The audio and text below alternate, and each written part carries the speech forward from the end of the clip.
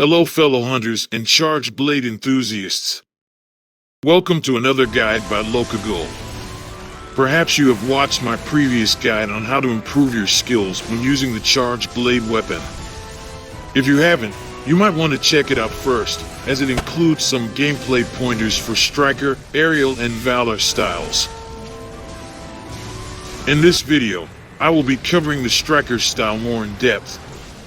Arguably the best style for charged blade, it still requires practice and monster knowledge to use it effectively. If you are struggling to solo G-rank monsters or want to learn how to develop better skills, then this is for you. I will split this guide into 3 sections. Hitting the monster, that is how to approach and hit the monster effectively. Stagger Control, which will help you find more openings and land more hits.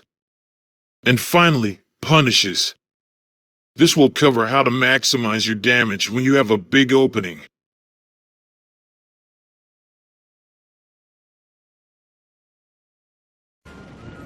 When the hunt begins and you don't have red shield or files, your best move is the charged slash. Not only it does good damage, it is quick and doesn't involve major commitment as it comes out while in sword mode. You can follow up with a roundhouse slash, giving you a guard point and protecting you from incoming attacks. Use the charged slash when you identify a small opening. With experience, you want to replace charged slashes with slower, but stronger moves. Make a mental note of attacks that can be punished to expand your counter attacks. The end lag on this moves is almost non-existent. This will give you freedom to react to a following attack with either a hop or an evasion move. Once you have files available, look for moves with long recovery. Use this opportunity to punish accordingly. The most efficient way to do that will be with a morph axe into an AED. If you don't know the matchup, it is okay to make mistakes. Monster knowledge comes with a lot of trial and error. Don't give up after 2 or 3 hunts. Instead, learn what you did wrong and correct it next time. As I said, the morph axe into AED combo will be our optimal punish for regular openings. However, it takes a bit of time to set up and the end lag will leave you with your pants down. Here I try to punish Mizuutsune's roar, except the move sequence is too slow for the window, and I eat a big hit instead. So, knowing it is too slow, I try the morph axe into ED2 instead. Look for yourself. I have enough time to react after. This will be your next best thing if the AED won't work. This works in other scenarios as well. Get your muscle memory going so that you know when to use which combo. If you have no files or miscalculated the timing, you can use a morph axe into a roundhouse slash and go back to sword mode safely. Now, let's talk about reading the monster patterns. I mentioned on my previous guide that one of the easiest moves to learn is the turnaround. This is much more effective when playing solo and without Palicos. That will guarantee that the aggression is directed towards you only. Just like with other openings, practice and learn for each matchup. Different monsters or different moves will have a different timing. Be patient to land juicy AEDs to the head. You don't want to whiff or hit a wing instead. Once you get used to it, you want to start being more proactive and look for even more opportunities. Even if the monster has a long recovery move, if you are too far or out of position, you won't be able to capitalize on it. Use your monster knowledge and your mobility to position yourself in the right spot. The absolute evasion or absolute readiness hunter arts can be used offensively for this goal. This is a high-risk, high-reward move, but will pay off if you manage to land an AED. Getting to know more monster patterns will make you better at predicting moves and finding different openings. Each monster has exploitable moves that will lead into a big punish if you get the timing right. Remember, position is key.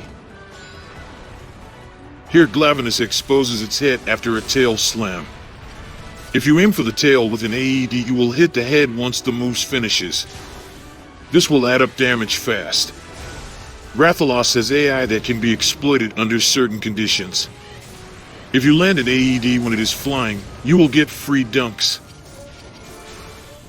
Now, with all this knowledge in hand, let's try to incorporate guard points into the mix. Using the guard points to your advantage, you can position yourself better and get even more openings without relying on absolute evasion or absolute readiness all the time. Remember, practice and be patient. Work on each of the tips I have mentioned, one at a time, and you will improve how you approach your hunts.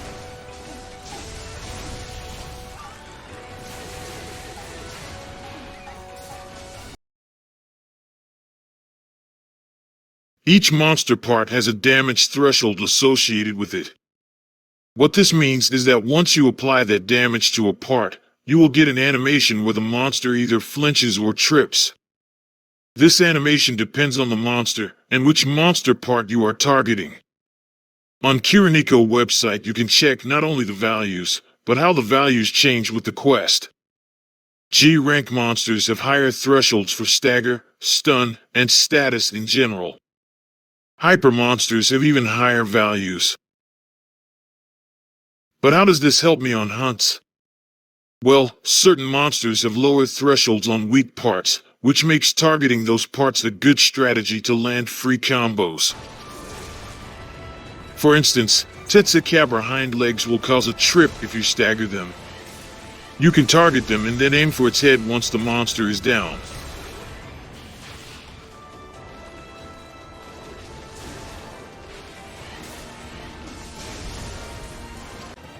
Blanganga, for example, is usually hard to read because it jumps around and never stays still.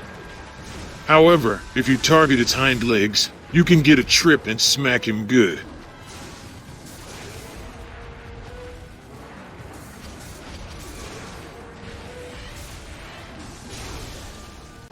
Similarly, Xenogre's head is sometimes too high to aim consistently. If you stagger its hind legs, you will cause him to trip, and now you will have easier access to it.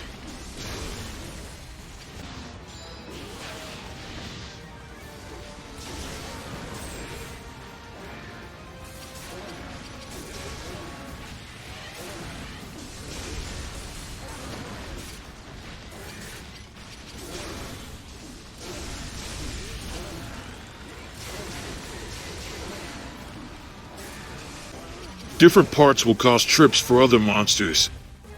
For example, Kandalala will trip if you stagger its forelegs instead. Meanwhile, Lavasiatha's wings will cause it to splash like a fool if you stagger them.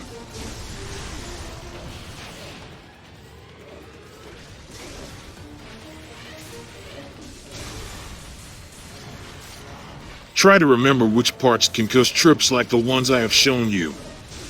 This will be useful creating more opportunities to damage the monster. Now, let's talk about a different type of stagger control. Notice that the morph axe here is causing a stagger flinch and then followed up by an AED. By building up the stagger just below the threshold, we can proc it with the next move. Except, we use a morph axe rather than any other attack and gain a window for an AED. This is a more proactive way of generating an opportunity.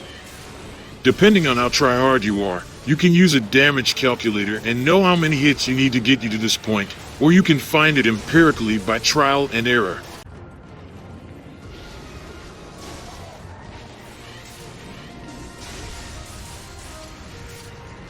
This is very useful when the monster enrages, because they become more aggressive and attack more constantly.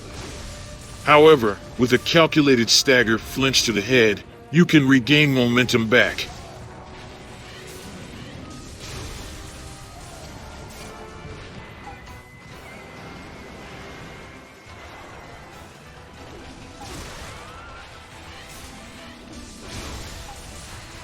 I'll show you a test with Nargacuga as guinea pig. Based on my set and the stagger calculations, it will take 3 morph axe attacks to the head to make Nargacuga flinch. I will only go for the AED on the 3rd one because I know it will stagger. An excellent plan. I will start from a stagger so that the counter is reset. That way you will know only 3 morph attacks were needed. Okay, here we go. Nargacuga is recovering from a stagger, and I got the first hit. I got the second one here.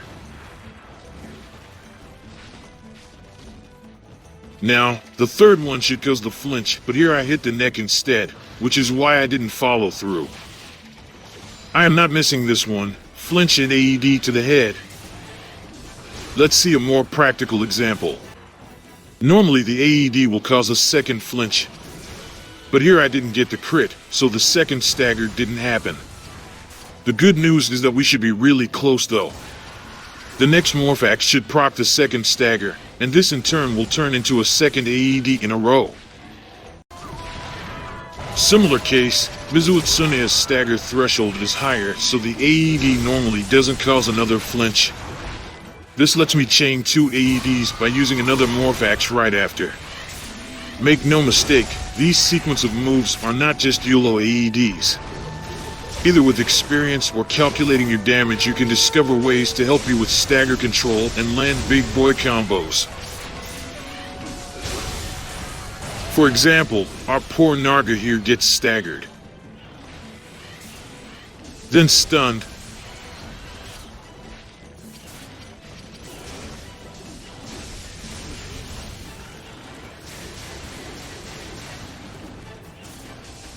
after the right punish, what's coming next? Get over here! Yep, another stagger.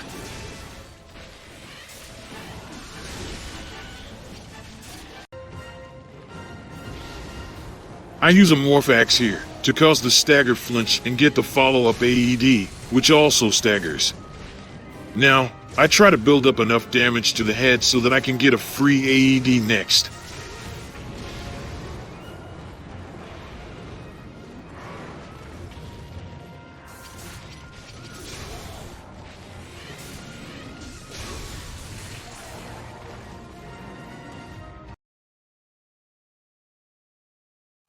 Once you start hitting those AEDs, you will be getting KOs. The best way to punish during a KO is a Morphax, then an ED2 followed by the Ripper Shield Hunter art. Not only is good damage, it also replenishes your files. Remember to use your Absolute Evasion or Readiness Hunter arts for quick positioning.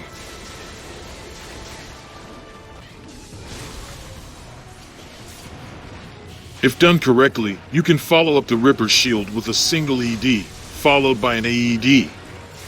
That is your most damaging option on a down monster, but the timing is a bit strict. Try to cancel the ED2 into the Ripper Shield as soon as you can.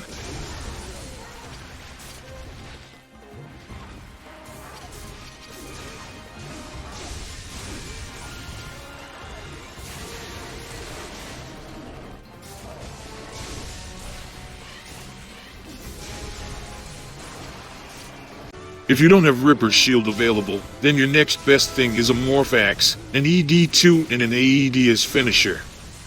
You can also follow up this combo with a Morphax and another AED if the timing allows it.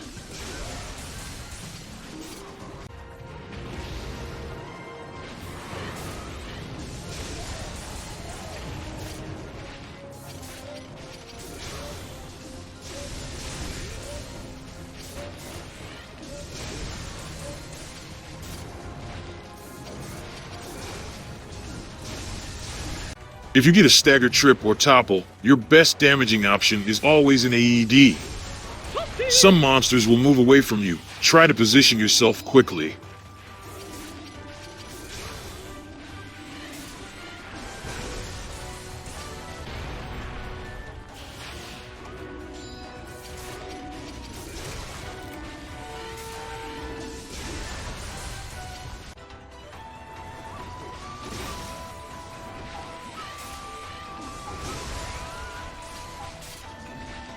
Remember to always acknowledge your current timing and position.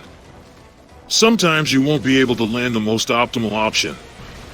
Go for what you can squeeze in the window you have. If you are late for an AED, use an ED2 after the Morphax.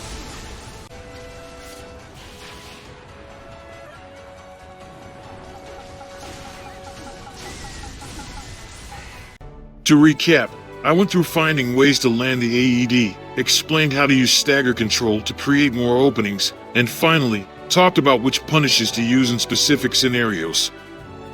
I hope you found this useful and learned something new from this. Remember, monster knowledge will take you long ways, and that only comes from practice. Good luck on your hunts, and thank you for watching.